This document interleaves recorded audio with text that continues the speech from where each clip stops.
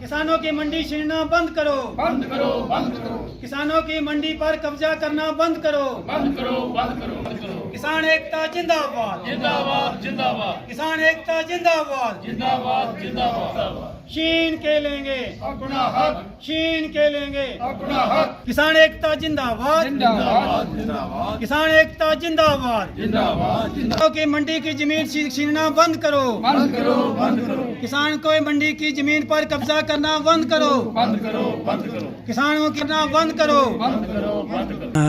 आपका बागधली मंडी के अंदर वेलकम है।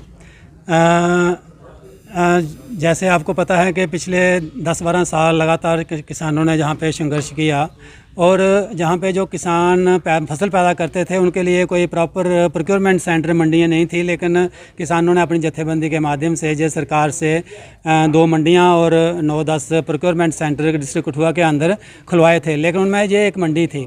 जी इस मंडी ये 3 साल पहले जहाँ पे मंडी बनी है, जहाँ पे 1-1.5 करोड़ रुपया सरकार की तरफ से खर्च हुआ है एग्रीकल्चर डिपार्टमेंट की तरफ से, लेकिन 1 महीना पहले हमें पता चला कि इस मंडी को इंडस्ट्री सिडको को ये ज़मीन जो है, इसकी ज़मीन जो है मंडी की ज़मीन और साथ में जहाँ गौशाला की ज़मीन जो है वो हमें पता चला, किसी ने बताया कि ये सिडको को दे दी गई है।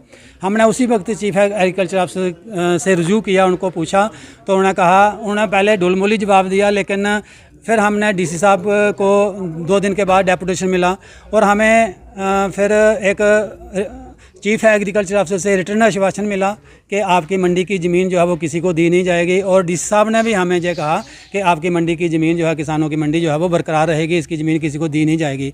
लेकिन 2-3-4 दिन पहले हमें फिर जहाँ पे पता चला कि ये आप देख रहे हैं ये मंडी की बाउंड्री है, जहाँ पे वो लोहे के चारों तरफ पोल लगे हुए हैं और अभी इसके बीच में हैं ये दूसरे पोल जो हैं किसी ने लगा दिए हैं, और ये पोल कोई इंडस्ट्री वाला यहाँ पर लगा रहा है और मंडी की ज़मीन जो है वो इंडस्ट्री को सुपुर्द करने की कोशिश हो रही है।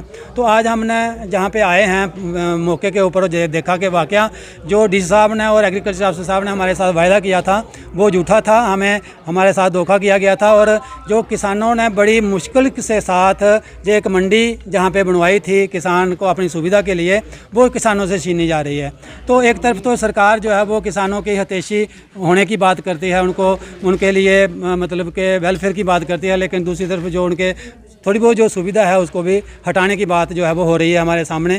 तो अब जहाँ पे कुछ एडमिनिस्ट्रेशन के लोग भी आए हुए हैं, वो शायद आप उनसे भी बात कर सकते हैं, लेकिन आपके सामने है कि ये किसानों की मंडी की ज़मीन जो है ये इंडस्ट्री को सौंपने की जो एडमिनिस्ट्रेशन की मंशा है, किसान यूनियन जो है वो इसका सख्त मजम्मत करती है। और कल हमने भगत सिंह पार्क के अंदर एक बड़ा किसानों का हम वहाँ पे प्रोटेस्ट करेंगे और अपना प्रोटेस्ट जो है वो वहाँ पे एडमिनिस्ट्रेशन को दर्ज कराएंगे, ताकि जहाँ पे कोई किसानों की मंडी के साथ कोई मतलब मुदाखलत ना करे। धन्यवाद। सर क्या मौजूदा दौर में चुनाव जो चल रहे हैं, हर कोई पार्टी जो है वोट मांग रही, किसानों से भी वोट मांग रही, लेकिन एक तरफ जो किसानों की आमदन दूनी की बात की जाती है, उनकी ज़मीनें छीनी जा रही हैं, आज के दौर में ये मंडी भी छीनी जा रही है, कितना बड़े पीछे से देखते हैं आपके कितना नुकसान कर रहे हैं? ये सिर्फ इलेक्शन ट्रेंड होता है पॉलिटिकल पार्टियों का। हमारे जो बड़े बड़े नेता हैं देश के, जो जिन्होंने देश की बागडोर जिनके हाथों में है, उन्होंने कहा था कि 2022 तक हम किसानों की आमदन दुगनी कर देंगे, लेकिन आज अगर हम किसान देखते हैं समाज के अंदर तो सबसे बुरी हालत जो है वो किसान की है। किसान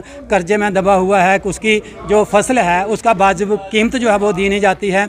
अगर सरकार जो MSP निकालती भी है तो वो भी किसान को मिलती नहीं है, वो मंडियों के माध्यम से ही मिलती है। तो मंडियों की हालत या प्रोक्योरमेंट सेंटर की हालत आप देख सकते हैं कि जहाँ पे पहले ही कम है, हमने 4 प्रोक्योरमेंट सेंटर और मांगे हैं एडमिनिस्ट्रेशन से, हमें वो प्रोक्योरमेंट सेंटर भी नहीं मिलेंगे, और जो मिले हुए हैं वो भी ये छीनने की कोशिश कर रहे हैं। और जहाँ तक किसानों का तल्क आप देख रहे हैं, पिछले 1.5 साल से किसान वहाँ दिल्ली की सड़कों पर हैं, 700 किसान वहाँ पर मर भी गया, शहीद भी हुआ।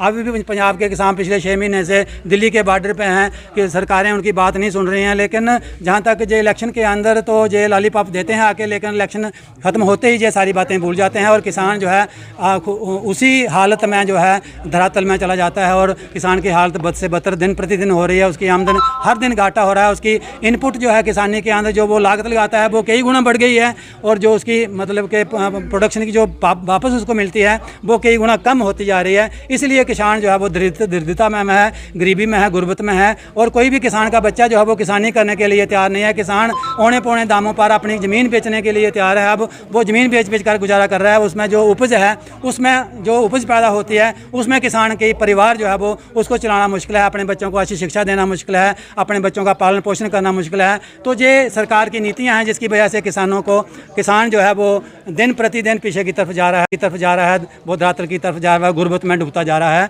तो आने वाले दिनों में इस बात को किसान जो है वो सोच समझ के वोट भी कास्ट करेंगे और आने वाले दिनों में अपने हक हुकूक के लिए बड़ा आंदोलन करने के लिए भी मजबूर होंगे, जिसकी जिम्मेवारी इन सरकारों की और इन एडमिनिस्ट्रेशन की होगी। हम इनको वार्न करना चाहते हैं कि किसान की ये मंडी जो है वो जिस तरह की थी, ये पोल जो है वो अगर 24 घंटे के अंदर नहीं उठाए गए तो हमें मजबूर आगे अगला आंदोलन जो है वो खड़ा करना।